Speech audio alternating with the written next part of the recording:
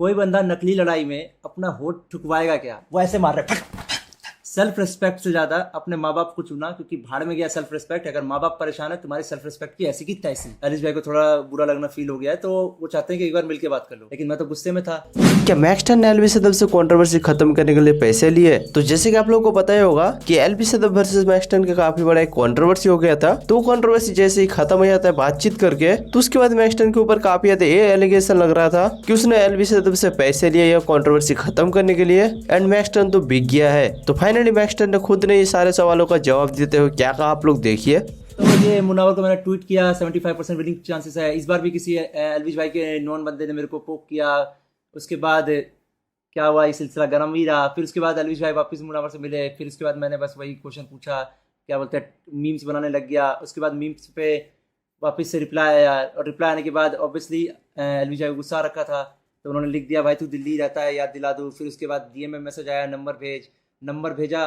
उसके बाद मैंने लिखा कि भाई मिल के ही बात कर लेते हैं। यस, मिलने की बात पहले मैंने करी थी, क्योंकि मेरे को डाउट था कहीं एलविश भाई मेरे घर ही ना आ जाए, तो मैंने ही पहले मिल के बात करने की बात करी। हम स्टोर गए। स्टोर पे देखो सीन ये था कि मेरे को ये तो पता था गुस्से में कि वो पब्लिक स्पेस में नहीं करेंगे लड़ाई वड़ाई, मतलब मेरे को ऐसी उम्मीद थी। बट फिर तुम्हें पता ही है उसके बाद क्या हुआ। अब उसके बाद लड़ाई असली थी या नकली? पहले बताओ, एक चीज़ बताओ, कोई बंदा नकली लड़ाई में अपना होठ ठुकवाएगा क्या? ये बताओ। अपने होठ पे चोट खाएगा क्या? वो भी इतनी बुरी तरीके से चोट है। कोई बंदा नकली लड़ाई में एफआईआर करेगा क्या? कोई बंदा नकली लड़ाई में एसएचओ को डायरेक्टली नाम लेके सबके सामने वो कहेगा क्या कि ये एसएचओ का कुछ तो मिला हुआ है, ये वो फलान ठिकाना? मजाक नहीं भाई। अगर तुम एसएचओ के खिलाफ कुछ बोलते हो, बेमतलब बोलते हो और नकली लड़ाई में बोलते हो, तब भी तुम पहला जाओगे। यहाँ पे मैं नेशनल टीवी पे बोल रहा था, नेशनल मीडिया के सामने बोल रहा था। अब बताओ, कोई बंदा स्क्रिप्टेड लड़ाई में ये हिम्मत कर सकता है क्या? नहीं ना। कोई बंदा नकली लड़ाई में अपना मेडिकल करवाएगा क्या? वो भी पुलिस वाला मेडिकल, नॉट नॉर्मल मेडिकल। क्या वहां पे एलिस भाई पैर ऐसे मार रहे क्या? ऐसे मैक्सन के लिए आजा, वो ऐसे मार रहे। तो कोई बंदा क्या नकली लड़ाई में इस तरीके से पैर मारेगा? ये बताओ। तो ये लड़ाई तुम लोगों को नकली कहाँ से लग रही है, स्क्रिप्टेड कहाँ से लग रही है? अब ये तो है नहीं कि मैं अपने दोस्त को बोलूंगा, भाई तेरे दुकान में लड़ाई का सीन करना है। दुकान की बदनामी होती है भाई, किसी भी लड़ाई को शूट करने से दुकान के अंदर, इस तरीके के प्रैंक करने से अंदर। वो मानेगा नहीं भाई। वो दुकान बहुत बड़ी दुकान है। कि शुरू में तो मेरे को सिर्फ यहाँ दर्द हो रहा था, तो इतना कुछ खास था नहीं। मैंने ट्विटर पर डाल दिया, यहाँ दर्द हो रहा है, 8 लोग मिलकर मारने आए। मैंने ऐसे ही बोल दिया कि, और फिर भी कुछ नहीं हुआ। मैंने ये सब बोल तो दिया हवाबाजी में। उसके बाद क्या हुआ, मैं जा रहा था अपने दोस्त के घर, तो बीच में ही कटारिया भाई का कॉल आता है। तो कहता है, भाई मिल के बात करते हैं, तो मिलना चाहते हैं, अच्छे से बात करते हैं। एलिस भाई को थोड़ा बुरा लगना फील हो गया है, तो वो चाहते हैं कि एक बार मिल के बात कर लो, लेकिन मैं तो गुस्से में था। उसके बाद मैं निकल लिया भाई घर, साकेत की तरफ, अपने दोस्त के घर। और जब मैं साकेत गया, तो साकेत के बीच में ही आधे रास्ते पे ही मेरे को हड्डी में दर्द होना शुरू हो गया, ये वो फलान ठिकाना। फिर मैं मेडिकल कराने मैक्स गया, साकेत मैक्स। और वहाँ पर जब मैं मेडिकल कराने गया, उन्होंने कहा without FIR we can't register, sorry we can't check, ये वो फलान ठिकाना। वो कहा। तो उसके बाद मेरे को क्या हुआ कि चलो भाई अब तो एक बार एफआईआर करनी होगी। शुरू में मैं इसलिए नहीं गया, वहाँ में मैं कंफ्यूज था भाई, बहुत मेरे को एक तो पता नहीं एफआईआर करते भी कैसे हैं। तो साकेत में मैं सोया। सो तो खैर नहीं पाया, 6 घंटे तक दर्द रहा। 12 बजे तक मैंने अपनी दोस्त को बोला, जिसको ये लीगल वीगल टर्म्स आते हैं, ड्राफ्ट तैयार किया। ड्राफ्ट तैयार करके मैं एफआईआर रजिस्टर कराया। एफआईआर रजिस्टर करने के बाद ये मेडिकल वेडिकल करवाया। और उस समय मैं बहुत गुस्से में था भाई। बट अनफॉर्चुनेटली मेरे घर वालों को पता लग गया, और जैसे ही घर वालों को पता लग गया, उन्होंने मुझे घर बुलाया जल्दी से। अब घर बुलाया, मेरी मम्मी हो गई परेशान। अब मेरी मम्मी परेशान हो गई, लेकिन मैं तो अभी भी गुस्से में था। तो सीन क्या था घर का अंदर का, कि देखो मैं तो ऐसी फैमिली से हूँ जहाँ पे एफआईआर पुलिस लड़ाई ये सब इतनी आसानी से होते नहीं है। मेरे घर पे आने लग गए बहुत सारे मीडिया वाले। अब इससे और परेशान होने लग गए, और परेशान हो गए, और इस तरीके से ना ये माहौल टेंस में रहा। हाँ, लड़ाई के बाद आते हैं रजत भाई फ्रेम में। तो देखो, रजत भाई को मैं उतने अच्छे से नहीं जानता था। सिर्फ इतना जानता था कि रजत भाई मारने मुरने के लिए फेमस है। ठीक है, लड़ाई मतलब उनकी 1-2 वीडियोस वायरल थी। तो मेरा भाई कह रहा है कि कोई रजत दलाल आ रहा है। तो मैंने कहा, पहले तो देखो मेरा किसी से मिलने का मन था नहीं। मैंने कहा मेरा मन नहीं है मिलने का। मेरे को एंजाइटी हो रखी थी, क्योंकि मेरी मम्मी बहुत परेशान थी, 24 घंटे से जगी हुई थी, खाना वाना नहीं खा रही थी। पापा परेशान थे, पापा ढंग से सो नहीं पा रहे थे। उसके बाद इन सब चीज़ों के चक्कर में क्या हुआ, मेरा किसी से मिलने का मन नहीं था। लेकिन रजत भाई फिर भी आए घर पे। और जब वो घर पे आए, तो वहाँ पे बातचीत हुई। बातचीत में उन्होंने ये समझाया, देख कि अगर बातचीत करके ये शॉर्ट हो सकता है चीज़ें, तो सही है।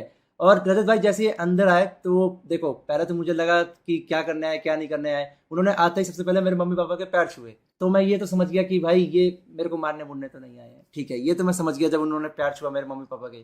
तुम लोगों को मजाक लगेगा, लेकिन जिस दिन तुम्हारे घर वाले परेशान होंगे ना, तुम कितने ही मजबूत हो, तुम्हारे ये मजबूती काम नहीं आती, किसी काम नहीं आती अगर घर वालों को तुम अपने परेशानी की हालत में देखोगे तो उस वक्त फिर भी रजत भाई ने मेरे को टाइम दिया, कम से कम ये मान के चलो 20 से 30 मिनट का टाइम दिया रिलैक्स होने के लिए, समझाया कि भरोसा रख, मैं यहाँ पे सॉर्ट करने आया हूँ चीज़ें।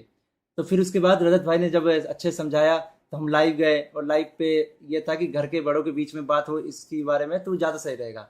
तो उसके बाद क्या हुआ, ये सब हुआ, उसके बाद मीटिंग फिक्स की गई। पहली मीटिंग मेरे घर पर रखी गई थी, बट इतनी भीड़ लग गई थी बिना एड्रेस जाने कि एकदम से लोकेशन चेंज करके हम गए दिल्ली के जनपद, कोई तो कैफ़े था अच्छा सा, वहाँ पे गए। वहाँ हमने बातचीत की, अपनी मिसअंडरस्टैंडिंग शेयर की एक दूसरे से कि लड़ाई क्यों हुई थी, किस मिसअंडरस्टैंडिंग के कारण हुई थी, क्या रीज़न थे, वो हमने अच्छे से शॉर्ट कर लिया, जो पब्लिकली अभी नहीं बताऊंगा, लेकिन पता लग जाएगा तुम्हें आने वाले टाइम में। उसके बाद जब मीटिंग में सब कुछ बात हो गई तो हमने कहा चलो ठीक है, अगर केस वापस लेने से मेरे पेरेंट्स की एंजाइटी, मेरे पेरेंट्स की घबराहट दूर हो सकती है तो मैं ले लेता हूँ भाई। लड़ाई करके कोई फ़ायदा नहीं है, क्योंकि केस लंबा चलेगा उतने मेरे घर वाले परेशान होंगे। एक आम घर वाले हैं जिन्होंने कभी पुलिस के चक्कर नहीं देखे आसानी से, वो अगर इन सब चीज़ों को देखेंगे तो बहुत दिक्कत होगी।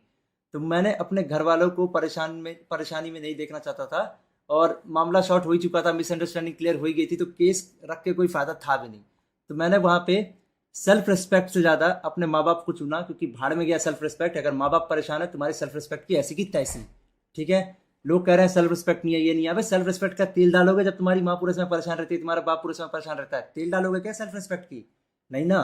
तो सेल्फ रिस्पेक्ट की ऐसी की तैसी। अगर मेरे पेरेंट्स, मेरे माँ बाप परेशान है तो अगर उसके लिए मेरे को अपना गुस्सा शांत करना पड़े, समझौता करना पड़े और चीज़ों को समझना पड़े, मिसअंडरस्टैंडिंग को दूर करना पड़े, तो वो करेंगे। लड़कों में क्या होता है, वो सेल्फ ईगो में चीज़ों को समझना नहीं चाहते, वो ईगो में लड़ते रहना चाहते हैं। अब लड़ोगे तो लड़ते रहोगे। अब तुम्हारे माँ बाप तो परेशान होंगे ही, और 3-4 दिन से हम सोए भी नहीं थे लड़ाई के बाद, तो वो समझौता करना ही ठीक रहा। म्यूजिक वीडियो की जो बात है, तो ये म्यूजिक वीडियो कब शूट हुआ? ये म्यूजिक वीडियो शूट हुआ है परसों। मेरा वाला कैमियो जो है वो परसों शूट हुआ है, और मेरे को जो इसका इनवाइट है उससे एक दिन पहले आया। मेरे को मतलब ऐसे ही बोला गया कि एक कैमियो करोगे, तो मैंने कहा ठीक है कर लेंगे। तो उस कैमियो को शूट किया गया परसों।